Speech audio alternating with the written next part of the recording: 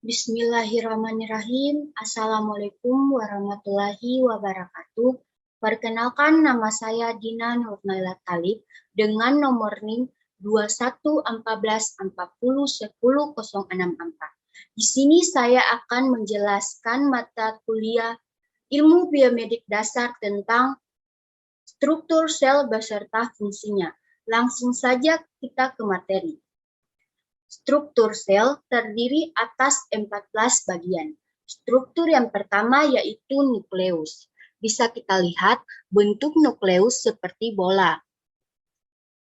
Ada beberapa fungsi lain dari inti sel atau nukleus adalah menyimpan informasi genetik dalam bentuk deoksiribonucleic acid atau DNA, dan mengontrol pertumbuhan dan pembelahan sel, mengatur metabolisme sel dengan mensintesis berbagai enzim. Struktur yang kedua adalah smooth endoplasmic reticulum. Bisa kita lihat bentuk smooth endoplasmic reticulum yaitu berbentuk seperti rongga-rongga.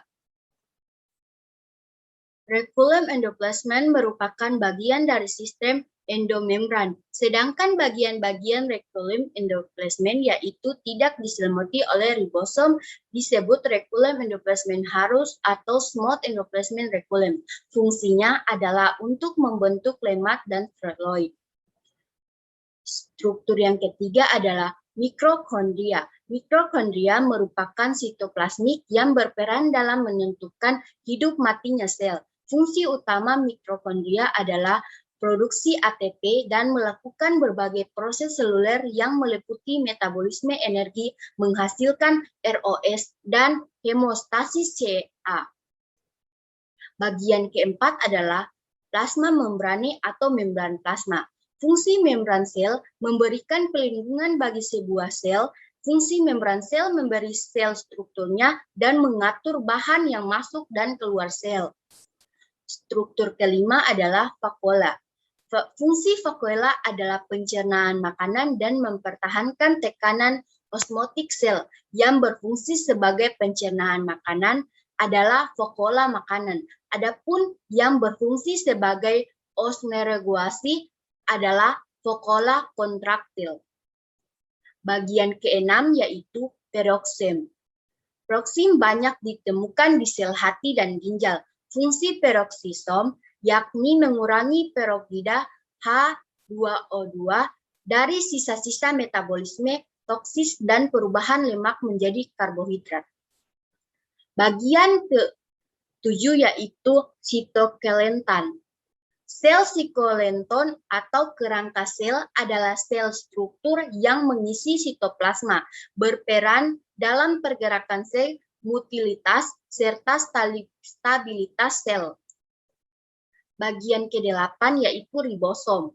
Bisa kita lihat ribosom seperti bola-bola yang tersambung. Ribosom merupakan salah satu organel yang tidak memiliki membran, akan tetapi berperan penting dalam proses sintesis, yang mana ribosom berfungsi sebagai efektif dalam menerjemahkan mRNA yang akan berubah menjadi protein. Bagian ke-9 yaitu rogue endoplasmic reticulum. Bisa kita lihat rogue endoplasmic reticulum memiliki rongga tetapi bersambung dan sedikit memanjang. Bisa kita lihat ya bentuk rogue endoplasmic reticulum. Rogue endoplasmic reticulum berfungsi untuk mengisolir dan membantu protein tersebut ke bagian-bagian sel lainnya. Selanjutnya, bagian ke-10 yaitu kromosom. Kromosom bisa berbentuk seperti X dan bisa berbentuk seperti Y. Fungsi kromosom salah satunya adalah berperan penting dalam proses sel membela diri. Tujuan untuk mengganti sel lama yang rusak dengan yang baru. Selama proses pembelaan sel ini, penting agar DNA tetap utuh dan merata di antara sel-sel. Disinilah peran penting dalam kromosom. Bagian ke-11 adalah sentriol. Adalah organel silinder yang terdiri dari mikrotubulus, yaitu molekul yang terbentuk tabung atau untayan protein. Biasanya ditemukan dalam sel eukariotik. Di dalam sel sentral, yaitu memiliki fungsi membantu dalam pembelahan sel dengan memfasilitasi pemisahan kromosom. Bagian ke-12 adalah Golgi apparatus. Golgi apparatus memiliki fungsi melepaskan sekresi pada perkumpulan sel, membentuk mirosom serta akrosom, membentuk kantong fikula untuk sekresi sel, dan membantu proses pembentukan dinding sel tumbuhan. Bagian ke-13 yaitu lisosom, adalah organel sel berupa kantong yang terikat membran yang mengandung enzim hidrolitik yang bermanfaat sebagai mengontrol pencernaan intraseluler pada beragam kondisi. Semua enzim tersebut giat pada pH 5. Fungsi utama lisosom adalah endositosis, fagositosis, dan autofagi. Bagian terakhir adalah Pinocchio vencile. Fungsi vencila Golgi adalah bagian transportasi yang mengantar protein dan lemak dari lekulum endoplasma ke badan Golgi. Bisa kita lihat bentuk Pinocchio Golgi yaitu seperti ini. Oke, baik.